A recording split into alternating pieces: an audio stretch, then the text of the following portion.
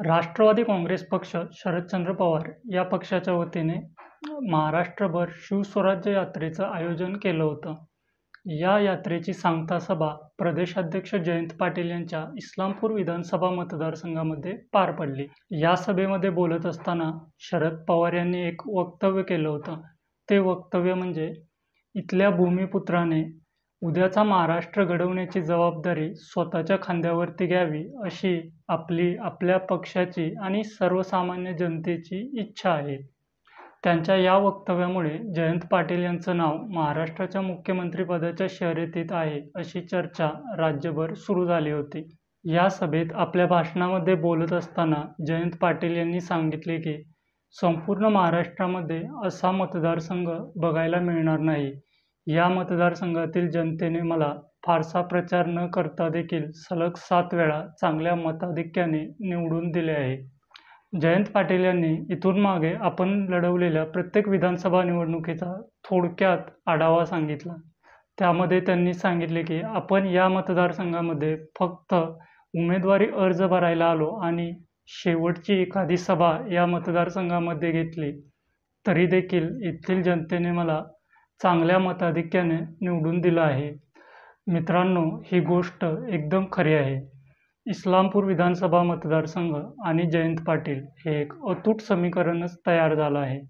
या मतदारसंघामध्ये जयंत पाटील यांचा पराभव करणं केवळ अवघड नाही तर एक अशक्यप्राय गोष्ट बनली आहे. जयंत पाटील यांची इस्लामपूर विधानसभा मतदारसंघावरती मजबूत पकड असण्याची अनेक कारणे आहेत, परंतु या व्हिडिओमध्ये मी त्यातील काही ठराविक कारणे आपल्यासमोर मांडणार आहे. पहिलं कारण आहे जलसिंचनाच्या क्षेत्रामध्ये केलेलं भरीव कार्य. इस्लामपूर मतदारसंघ हा प्रामुख्याने वाळवा तालुक्याचा भाग आहे आणि वाळवा तालुका हा शेतीप्रधान तालुका आहे. या तालुक्यामध्ये सलग सपाट व सुपीक जमीन आहे. त्यामुळे येथील लोकांचा शेती हा मुख्य व्यवसाय आहे. शेती आणि शेतकरी यांच्या दृष्टीने अगदी जिव्हाळ्याचा विषय म्हणजे पाणी. जयंत पाटील यांचे वडील स्वर्गीय राजाराम बापू पाटील व स्वतः जयंत पाटील यांनी या मतदारसंघामध्ये जलसिंचनाच्या क्षेत्रामध्ये भरीव कार्य केलं आहे. अनेक छोट्या मोठ्या उपसा सिंचन योजना राबवून कृष्णा नदीतील पाणी शेतकऱ्याच्या बांधापर्यंत आणण्याचं काम जयंत पाटील यांनी केलेलं आहे. परिणामी येथील शेतीमध्ये ऊसाचे पीक मोठ्या प्रमाणात घेतले जाते व त्यातून शेतकऱ्यांना खरोखरच खूप फायदा झाला आहे. जयंत पाटील अर्थमंत्री असताना या मतदारसंघासाठी फायदेशीर ठरणाऱ्या वाकुर्डे बुद्रुक जलसिंचन योजनेला त्यांनी भरीव निधी देण्याचं काम केलं आहे आणि त्यामुळे मतदारसंघातील ओलिताखाली असणारं क्षेत्र वाढण्यास मदत झाली आहे. दुसरं महत्त्वाचं कारण आहे ते म्हणजे मतदारसंघातील सहकारी संस्थांचं जाळं. या मतदारसंघातील लोकांचा शेती हा प्रमुख व्यवसाय आहे. त्यामुळे शेती व शेतीला पूरक असणाऱ्या अनेक उद्योग संस्था जयंत पाटील यांनी या मतदारसंघामध्ये यशस्वीरित्या चालवल्या आहेत.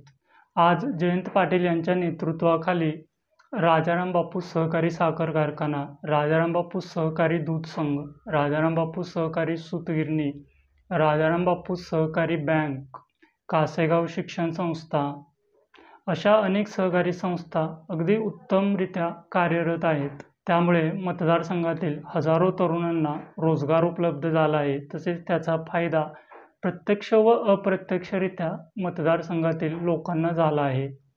तिसरं महत्त्वाचं कारण आहे ते कारण म्हणजे जयंत पाटील यांनी मतदारसंघामध्ये मोठ्या प्रमाणात केलेली विकास कामे.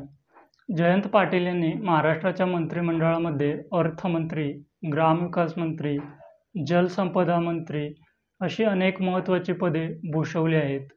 ही मंत्रिपदे भूषवत असताना जयंत पाटील यांनी आपल्या मंत्रिपदाच्या माध्यमातून मतदारसंघामध्ये मोठ्या प्रमाणात विकास कामे देखील केली आहेत.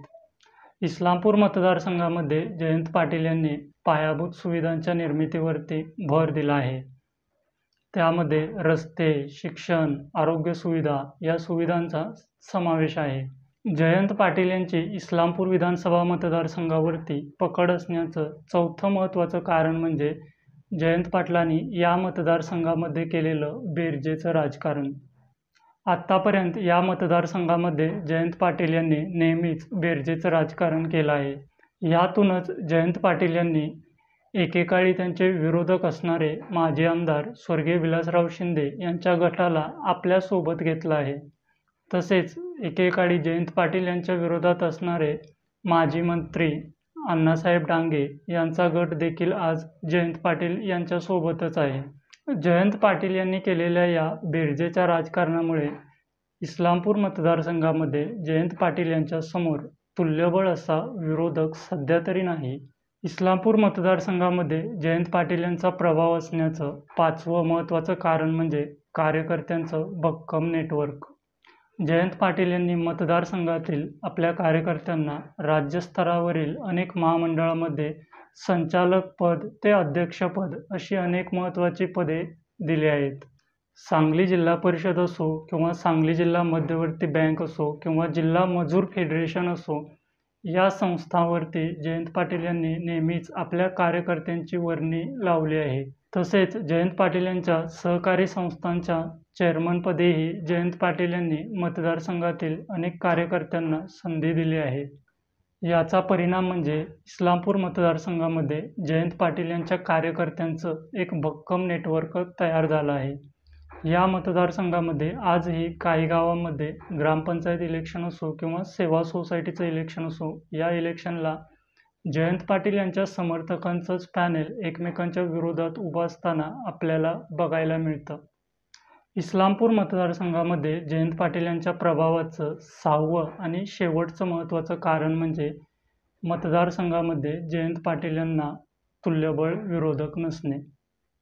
या मतदारसंघातून जयंत पाटील यांनी आत्तापर्यंत 7 वेळा निवडणूक लढवली आहे व 7ही वेळा ते चांगल्या मताधिक्याने विजयी झाले आहेत.